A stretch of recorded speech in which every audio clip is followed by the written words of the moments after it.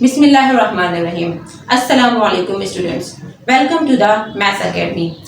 हम अपनी new syllabus के हिसाब से 9th क्लास की मैथ्स का आगाज़ कर रहे हैं मैथ्स एकेडमी में। तमाम स्टूडेंट्स मैथ्स एकेडमी को ज्वाइन कीजिए। इनकी तमाम वीडियोस को गौर से देखिए। इंशाल्लाह आपको यहाँ से बहुत फ़ायदा होगा। तमाम क्वेश्चंस यहाँ बहुत अच्छे तरीके से समझाए जाएंगे। आइए हम अपनी वीडियो का आगाज़ करते हैं चैप्टर नंबर 1 से। हमारा चैप्टर नंबर 1 है रियल एंड कॉम्प्लेक्स नंबर, जो हमारा 9th क्लास मैथ्स का चैप्टर नंबर 1 है। आज हम इसका इंट्रोडक्शन देते हैं कि रियल नंबर्स क्या है। जी स्टूडेंट्स, रियल नंबर्स के बारे में आप सब पहले पढ़ चुके हैं। Natural numbers, whole numbers, integers numbers. अब इसी में ही एक रियल नंबर्स भी है। रियल नंबर्स क्या होते हैं, ये भी बहुत ईजी है। रियल नंबर्स का भी सेट होता है, सेट ऑफ रियल नंबर। जैसे दूसरे नंबर्स का सेट है, ऐसे ही रियल नंबर्स का भी सेट है। जी स्टूडेंट्स, रियल नंबर्स का सेट क्या होता है? रैशनल यूनियन इरैशनल, यानी ये सेट रैशनल और इरैशनल नंबर्स का यूनियन होता है। क्या होता है इसकी डेफिनेशन हमारे सामने क्या आई? The set of real numbers The set of real numbers is the union of rational and irrational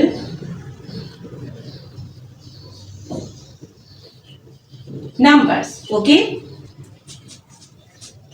आपके सामने इसकी डेफिनेशन क्या है रियल नंबर्स की? कि real number, the set of real numbers is the union of rational and irrational numbers. और union क्या होता है? यूनियन दो सेट्स का कॉम्बिनेशन होता है। और यहाँ पर वही चीज एक्सप्लेन की गई है कि रैशनल और इरैशनल नंबर्स का जो कॉम्बिनेशन है वो आपके कौन से नंबर्स कहलाते हैं? Real numbers. Very easy. जी स्टूडेंट्स, आपको इंशाल्लाह उम्मीद है यहाँ तक समझ आया होगा रियल नंबर्स की एक्सप्लेनेशन। अब इसमें आपको जो चीज नजर आ रही है वो आपको नजर आ रहा है rational numbers and irrational numbers. जी, इसमें कोई कॉम्प्लिकेशन नहीं है। इसको हम चलते हैं, समझते हैं कि रैशनल एंड इरैशनल नंबर्स क्या होते हैं। जी स्टूडेंट्स, हम आगे चलते हैं। चलिए स्टूडेंट्स, अब हम रैशनल नंबर्स की तरफ चलते हैं। Students, rational numbers very easy topic. इस टॉपिक में कोई कॉम्प्लिकेशन नहीं है। इंशाल्लाह अब आपको यहाँ पे बहुत अच्छे तरीके से समझ आएगा। जी स्टूडेंट, सबसे पहले तो हम ये समझते हैं कि रैशनल नंबर्स की डेफिनेशन क्या है, इसको आप किस तरीके से डिफाइन कर सकते हैं। सबसे पहले तो ये कि रैशनल नंबर्स P/Q के फॉर्म में होते हैं, यानी फ्रैक्शन फॉर्म में होते हैं। रैशनल नंबर्स फ्रैक्शन की फॉर्म में होते हैं, फ्रैक्शन की सूरत में लिखे जाते हैं। सेकेंडली, ये इंटीजर्स होते हैं। ये क्या होते हैं? इंटीजर्स होते हैं। और थर्डली, ये Q नॉट इक्वल्स टू 0 होता है। Q नॉट इक्वल्स टू 0 होता है। इसकी तीन आपकी मैंने प्रॉपर्टीज बताई है रैशनल नंबर्स की। क्या होते हैं कि ये फ्रैक्शन फॉर्म में होते हैं, ये इंटीजर्स होते हैं। इंटीजर्स आपने पढ़ा हुआ, इंटीजर्स किसे कहते हैं स्टूडेंट्स? इंटीजर्स का सेट होता है पॉजिटिव एंड नेगेटिव नंबर्स का। इंटीजर्स का set positive and negative numbers का सेट, या पॉजिटिव एंड नेगेटिव नंबर्स आपके इंटीजर्स होते हैं। ओके,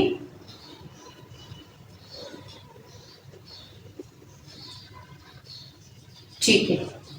और Q नॉट इक्वल्स टू 0, यानी डिनोमिनेटर में जो Q है वो 0 के इक्वल नहीं होता। अब ये तो जो हमने इसकी एक्सप्लेनेशन की है, अब हम इसे एग्जाम्पल से देखते हैं कि क्या फ्रैक्शंस, कौन से फ्रैक्शंस हैं जो रैशनल नंबर्स में हैं। और इंटीजर्स तो आपको मालूम है पॉजिटिव एंड नेगेटिव नंबर सब के सब इंटीजर्स होते हैं। अब देखते हैं हम इसकी तरफ, एग्जाम्पल्स की तरफ। फॉर एग्जाम्पल, हमारे पास एक नंबर है 3। अब 3 ये एक पॉजिटिव नंबर है। इसके आगे प्लस का साइन लिखते नहीं है, सिर्फ समझाने के लिए लिखा है कि 3 एक पॉजिटिव नंबर है।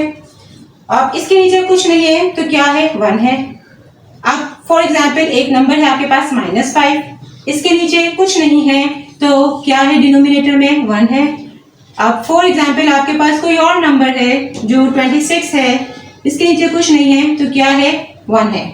ये सब आपके पास क्या है, पॉजिटिव एंड नेगेटिव इंटीजर्स। ये क्या है आपके पास, पॉजिटिव एंड नेगेटिव इंटीजर्स। और ये सब क्या कहलाते हैं, रैशनल नंबर्स। ये सब क्या कहलाते हैं, रैशनल नंबर्स। और तमाम पॉजिटिव और नेगेटिव इंटीजर्स रैशनल नंबर्स होते हैं। अगर आप इसको फ्रैक्शन की फॉर्म में अलग से सेकंड एग्जांपल के साथ देखें पॉजिटिव एंड नेगेटिव इंटीजर्स को, तो आप इस तरीके से भी देख सकते हैं। फॉर एग्जांपल 40 डिवाइडेड बाय 5, अगर हम इसे कैंसिल आउट करें, सिंप्लीफाई करें, 5 1 जा 5, 5 8 जा 40, द आंसर इज 8। आपके पास आंसर आया 8। ये 8 आपका रैशनल नंबर है, ये 8 आपका रैशनल नंबर है, पॉजिटिव नंबर है। ओके, इसके नीचे कुछ नहीं है तो इस कंडीशन में 1 है। इस तरीके से आपके पास कोई नेगेटिव नंबर भी आप ले सकते हैं। 36 डिवाइडेड बाय 6, ओके, 6 1 जा 6 एंड 6 6 जा 36। आपके पास आंसर आया -6। और ये आपके पास रैशनल नंबर है, ये भी आपके पास, लेकिन ये आपके पास नेगेटिव फॉर्म में पॉजिटिव एंड नेगेटिव इंटीजर्स आपके रैशनल नंबर्स होते हैं। अगर सेपरेटली लिखे हो वो भी इंटीजर्स हैं, और अगर आप उसे सिंप्लीफाई करके आपके पास आंसर आए वो भी आपके पास इंटीजर्स हैं और वो रैशनल नंबर्स में होते हैं। इसमें सेकेंडली एक और चीज भी आ गई है आपके पास, टर्मिनेटिंग डेसिमल फ्रैक्शन। ये आपके पास टर्मिनेटिंग फ्रैक्शंस आ गए आपके पास। अब टर्मिनेटिंग फ्रैक्शंस कौन से होते हैं, हम उसकी एग्जांपल्स की तरफ चलते हैं। टर्मिनेटिंग फ्रैक्शंस,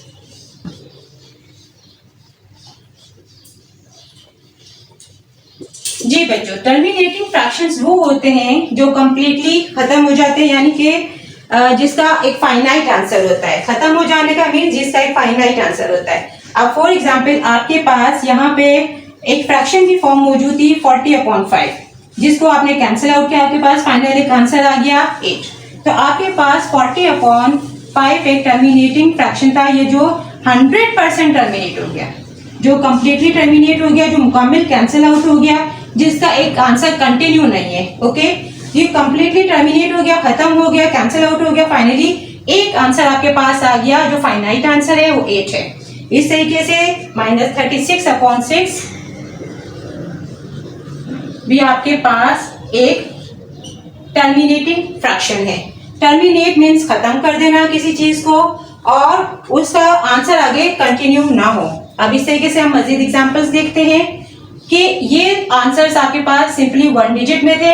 अब हम उन फ्रैक्शंस को देखते हैं, उन फ्रैक्शंस के एग्जांपल्स देखते हैं जिनके आंसर्स आपके पास डेसिमल में आते हैं, जिनके आंसर्स आपके पास डेसिमल में आते हैं। Terminating decimal fractions. अब हम कौन से फ्रैक्शंस की यहाँ पे एग्जाम्पल्स देख रहे हैं। फॉर एग्जाम्पल हम यहाँ पर कोई ले लेते हैं 5/8। 5/8 हमने एक फ्रैक्शन लिया। अगर आप 5/8 को डिवाइड करेंगे तो डेफिनेटली आपके पास वेरी सिंपल डिवीजन है, जो आप वैसे भी कर सकते हैं, कैलकुलेटर से भी कर सकते हैं। इसका आंसर क्या आया 0.625। और अगर हम इसका सेकंड हम देखते हैं, कोई और एग्जांपल अगर हम देखते हैं, फॉर एग्जांपल हम देखते हैं 33/100।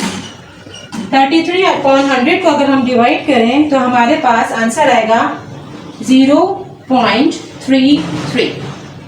जी बच्चों, टर्मिनेटिंग डेसिमल फ्रैक्शन। अब ये फ्रैक्शंस कौन से फ्रैक्शंस आ गए? फ्रैक्शन भी बहुत सारी टाइप से, एक ये सिंपल फ्रैक्शंस है जो कंप्लीटली आपके पास डिवाइड हो गए। अब ये फ्रैक्शंस हैं जो ये भी आपके पास एक फाइनाइट आंसर आ रहा है 625, एक फाइनाइट आंसर है। पॉइंट के बाद जो आपके पास आंसर है वो फाइनाइट आंसर है 33, 0.33, 0.625।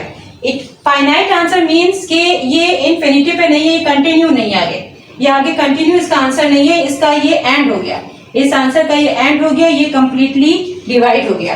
5/8 कंप्लीटली डिवाइड हो गया। हम इसको यहाँ पे एग्जाम्पल में, वन एग्जाम्पल मैं आपको समझा देती हूँ। 100, 33, पॉइंट लगाकर 0, 100 3 300, 0 में से 0 माइनस किया 0, 3 पॉइंट लगा हुआ है 0,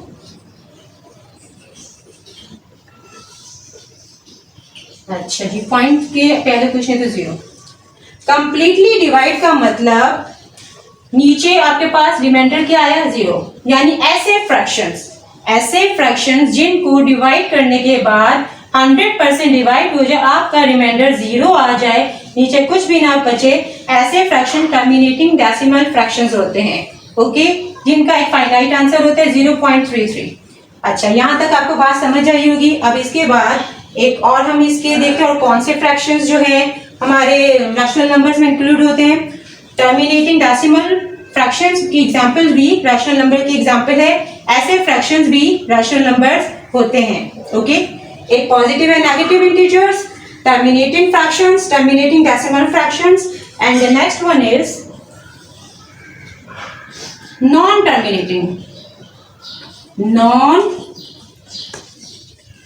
टर्मिनेटिंग इसको यहां से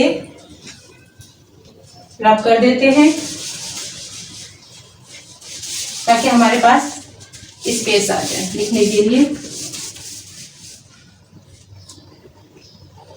अब हम देखते हैं कि और कौन से फ्रैक्शंस हमारे रैशनल नंबर्स में आते हैं। Non terminating and recurring fractions, non-terminating and recurring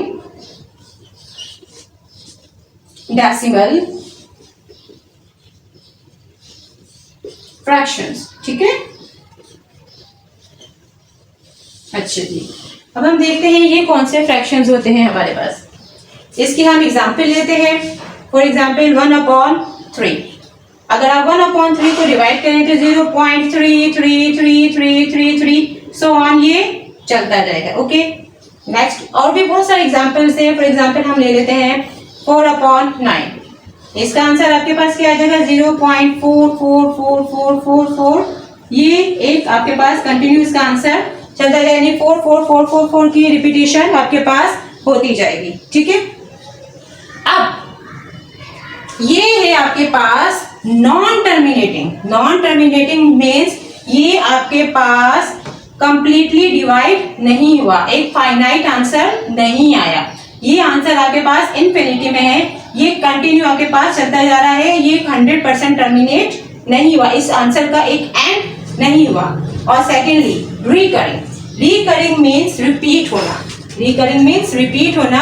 अब यहाँ पर आप देख रहे हैं 3 एक सीक्वेंस 3 का रिपीट होता जा रहा है। सेकंड आप देख रहे हैं कि 4 का एक सीक्वेंस रिपीट होता जा रहा है, लेकिन सीक्वेंस सेम है, सीक्वेंस आपके पास सेम है। ये नहीं है कि आपके 0.1 2 5 8 7 6 ये आपके पास रिकरिंग में इंक्लूड नहीं होते। रिकरिंग में लाजिम ये चीज होती है कि सेम नंबर या same pattern means for example आपके पास कोई आंसर आता है 0.123 123 123, इसमें सेम पैटर्न फॉलो हो रहा है। फॉर एग्जांपल 0.21 21 21, इसमें आपके पास सेम पैटर्न फॉलो हो रहा है, सेम पैटर्न चलता जाता है। तो ऐसे फ्रैक्शंस भी रिकरिंग डेसिमल फ्रैक्शंस होते हैं। ओके, और ये आपके पास क्या आ गया, रिकरिंग डेसिमल नंबर्स आ गए आपके पास। और नॉन टर्मिनेटिंग और रिकरिंग डेसिमल फ्रैक्शंस भी आपके रैशनल नंबर्स होते हैं। आपके कौन से नंबर्स होते हैं, रैशनल नंबर्स होते हैं। अब हम चलते हैं अपनी नेक्स्ट एग्जांपल्स की तरफ।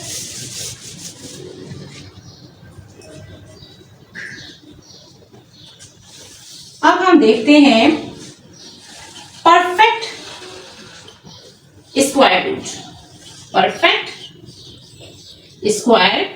रूट। जी स्टूडेंट्स, परफेक्ट स्क्वायर रूट आप लोग स्टडी भी कर चुके हैं। परफेक्ट स्क्वायर रूट क्या होता है एक्सप्लेन करते हैं। चलिए फॉर एग्जांपल आपके पास है 9 जी, स्क्वायर रूट ऑफ 9 आपके पास क्या आता है 3, इसका आंसर क्या आता है 3। अब 3 कैसे आता है मैं आपको इसमें एक्सप्लेन कर देती हूँ। 9 किस नंबर का स्क्वायर है, 3 का स्क्वायर है, 3 3 9।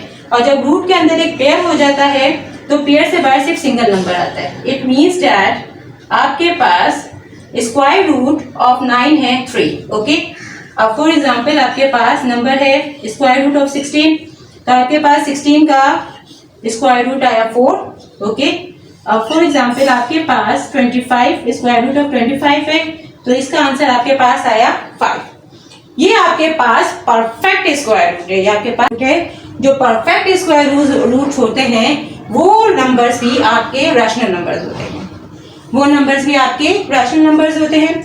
जी स्टूडेंट्स, आपको यहाँ पे समझ आया होगा थोड़ा सा, उम्मीद है आपको रैशनल नंबर्स समझ आए होंगे। अब हम अपने नेक्स्ट टॉपिक की तरफ चलते हैं, इरैशनल नंबर्स। जी बच्चों, इरैशनल नंबर्स, इरैशनल नंबर्स को हम किस तरह डिफाइन कर सकते हैं कि irrational numbers P upon Q के फॉर्म में नहीं होते। आपके रैशनल नंबर्स तो फ्रैक्शन फॉर्म में होते हैं, लेकिन इरैशनल नंबर्स वो नंबर्स होते हैं जिनको आप फ्रैक्शन फॉर्म में नहीं लिख सकते। ऐसे नंबर्स इरैशनल नंबर्स होते हैं। अब इसमें हम मजीद इसकी एक्सप्लेनेशन देखते हैं। Non terminating and non recurring, non terminating and non recurring decimal fractions के नॉन टर्मिनेटिंग और नॉन रिकरिंग डेसिमल फ्रैक्शंस आपके इरैशनल नंबर्स होते हैं। अब non terminating and non recurring decimal fractions कौन कौन से होते हैं, आइए हम इनकी कुछ एग्जांपल्स देखते हैं। √2, √2 की वैल्यू आपको पास यहाँ पे क्या नजर आ रही है, आपके पास 1.41422135।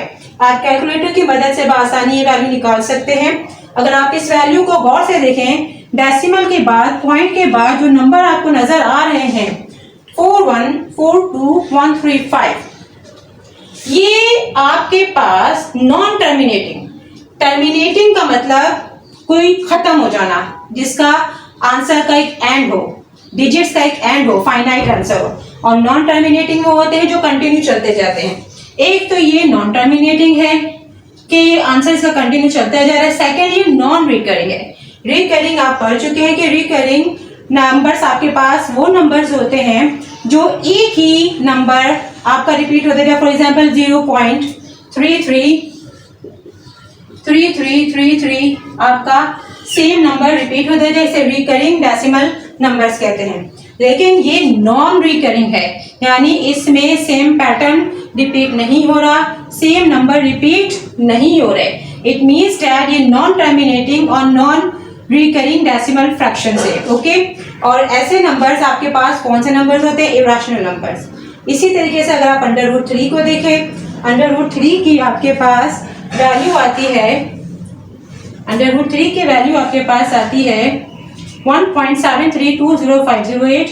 इसमें भी आप देखें डेसिमल नंबर्स को, पॉइंट के बाद जो नंबर्स आपके पास नजर आ रहे हैं 7320508, एक तो ये नॉन टर्मिनेटिंग है, यानी कि इसका आंसर कंटिन्यू चलता जा रहा है, इसका एंडिंग नहीं हो रहा। और सेकेंडली नॉन रिकरिंग है, यानी एक सेम पैटर्न या सेम नंबर रिपीट नहीं हो रहा, डिफरेंट नंबर्स रिपीट हो रहे हैं, नॉन रिकरिंग है, एक सेम नंबर नहीं है। ये ऐसे नंबर्स भी आपके इरैशनल नंबर्स होते हैं। √5 की भी इसकी एग्जाम्पल है 2.236067।